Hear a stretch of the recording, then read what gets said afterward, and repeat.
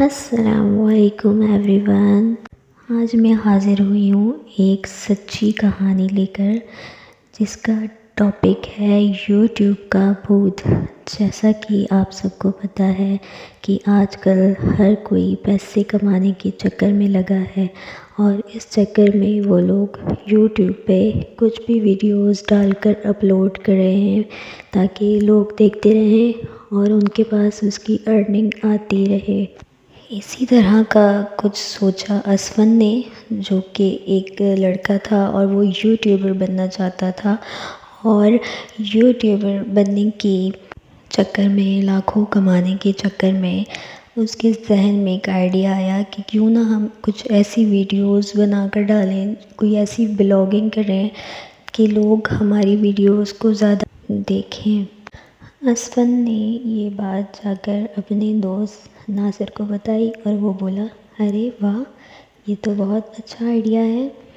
ہم یوٹیوب پہ ایسے کنٹینٹ لے کر آئیں گے کہ لاکھوں کی تعداد میں لوگ دیکھیں گے اور ہماری ویڈیوز وائرل ہو جائیں گی۔ ناصر نے اپنے دوست اسفن کو کہا کہ کیوں نہ ہم جونا گڑھ کے پاس جو قبرستان ہے، اس کے پاس جو کھنڈر ہے، وہاں جا کے ویڈیوز بنائیں، لوگوں کو ڈراؤنی ویڈیوز دکھائیں اور لوگوں کو اپنی طرف متاثر کریں۔ اسفن بولا، ارے ناصر، تو پاگل ہے؟ وہ تو بہت سنسان جگہ ہے اور وہاں ہماری جان کو بھی خطرہ ہو سکتا ہے۔ اتنے میں ناصر بولا، ارے نہیں یار پاگل، اصل میں تھوڑی یہ چیزیں ہوتی ہیں، چل وہاں جا کے اپنا کنٹینٹ بناتے ہیں اور اپنی ویڈیو لوگوں تک پہنچا کے اس کو وائرل کرتے ہیں اور فیمس یوٹیوبر بن جائیں گے۔ یہ یوٹیوبر بننے کی سوچ ناصر اور اسفن کو موت کے منہ میں لے گئی۔ یوٹیوبر بننے کے چکر میں وہ لوگ اپنے کنٹینٹ کے لیے اس کھنڈر میں جانے کے لیے تیار ہو گئے، اور جب وہ وہاں سے نکلے تو چلتے چلتے ہی وہاں رات ہو گئی، اور وہ رات کے اندھیرے میں اس کھنڈر تک پہنچے۔ سنسان جگہ، ہر طرف اندھیرا اور کالی گھٹائیں چھائی ہوئی تھیں، وہاں ان کو کوئی بھی نظر نہیں آ رہا تھا۔ اتنے میں چلتے چلتے اسفن اور ناصر کی ملاقات ایک بوڑھے سے ہوئی۔ وہ بوڑھا وہاں چل رہا تھا تو انہوں نے اس سے پوچھا کہ بابا جی، آپ یہاں اس وقت کیا کر رہے ہیں؟ انہوں نے بتایا کہ میں یہاں کا ایک ملازم ہوا کرتا تھا، آج بھی میں یہاں آتا ہوں اور چکر لگاتا ہوں۔ انہوں نے کہا، ارے یار بابا جی، کیا مذاق کرتے ہو؟ پیٹ میں آنت نہیں، منہ میں دانت نہیں، اب کیا آپ کو پڑی ہے کہ آپ یہاں اس ٹائم ملازمت کریں؟ بابا جی نے ان کی بات کا کوئی جواب نہیں دیا، الٹا ان سے سوال پوچھا کہ تم دونوں اس وقت یہاں سنسان حویلی کے پاس اس کھنڈر میں کیا کر رہے ہو؟ تو ناصر نے بتایا کہ ہم یہاں پر اس حویلی کے پاس ایک ویڈیو بنانے آئے ہیں، جو کہ ہم لوگوں تک پہنچائیں گے اور ہم ایک فیمس یوٹیوبر بن جائیں گے۔ تو اس بابا جی نے بتایا کہ وہاں مت جانا، وہاں تو ایک چڑیل رہتی ہے۔ انہوں نے کہا، ارے بابا جی، پھر تو بہت اچھی بات ہے، ہمارے پاس تو ایک تگڑا کنٹینٹ مل جائے گا ہمیں اس چڑیل کی لائیو ویڈیو بنانے کا، اور ہم اس چڑیل کی لائیو ویڈیو بنائیں گے اور لوگوں کو دکھائیں گے تو ہماری ویڈیو بہت وائرل ہو جائے گی۔ یہ سب بولنے کے بعد ناصر نے اس بوڑھے سے پوچھا کہ انکل، آپ ہمیں یہ بتا سکتے ہیں کہ وہ چڑیل کس طرح مری تھی تاکہ ہم لوگوں تک پہنچائیں یہ ساری خبر؟ وہ بوڑھا بولا، ہاں، میں تمہیں اس کی ساری کہانی بتاتا ہوں۔ یہاں یہ کھنڈر سے پہلے یہاں بہت بڑی حویلی ہوا کرتی تھی اور میں اسی کا ملازم تھا۔ یہاں ایک رانی اور ایک راجا رہتے تھے۔ راجا رانی سے بہت پیار کرتا تھا، لیکن وہ رانی اس راجا سے پیار نہیں کرتی تھی، اور وہ رانی جادوگر بھی تھی۔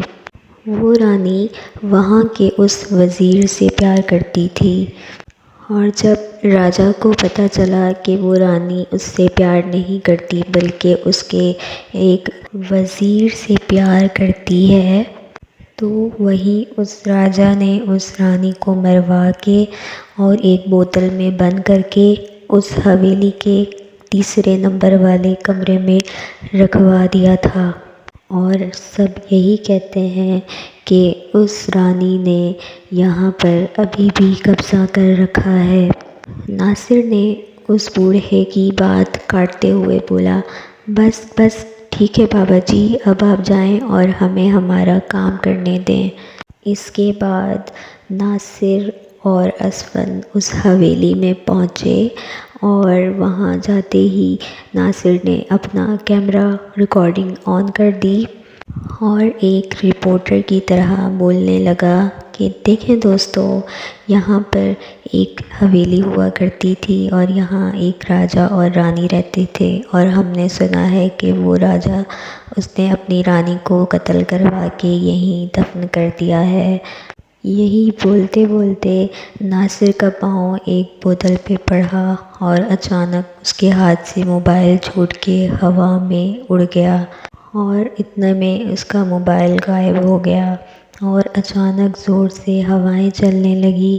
اتنے میں اسفند بولا، چل چل ناصر، مجھے تو یہاں بہت ڈر لگ رہا ہے، مجھے نہیں بننا کوئی یوٹیوبر، چل یہاں سے۔ ناصر بولا، ابے چل بے، یوٹیوبر بننا ہے کہ نہیں، بڑا آدمی بننا ہے کہ نہیں، ڈر ور کچھ نہیں ہوتا، چل چپ چاپ میرے ساتھ۔ اور وہ اپنا موبائل ڈھونڈنے لگا۔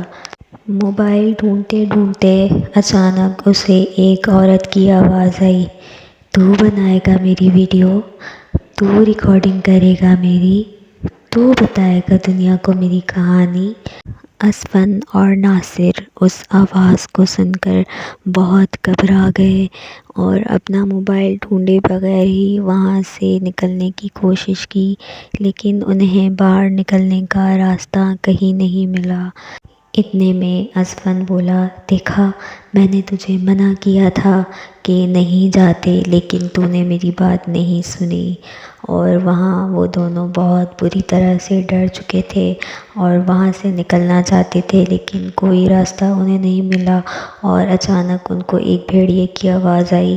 انہوں نے بہت کوشش کی وہاں سے نکلنے کی، انہیں جہاں بھی جاتے ان کو راستہ بلاک ملتا اور وہ واپس پلٹ جاتے۔ اس طرح کرتے ہی وہ ایک بھیڑیے کے ہاتھ لگ گئے، اور اس بھیڑیے نے ان کو دبوچ کھایا اور ان کی کہانی وہیں ختم کر دی، اور کنٹینٹ دنیا کو مل گیا کہ اس طرح کی حرکات نہیں کرنی چاہیے۔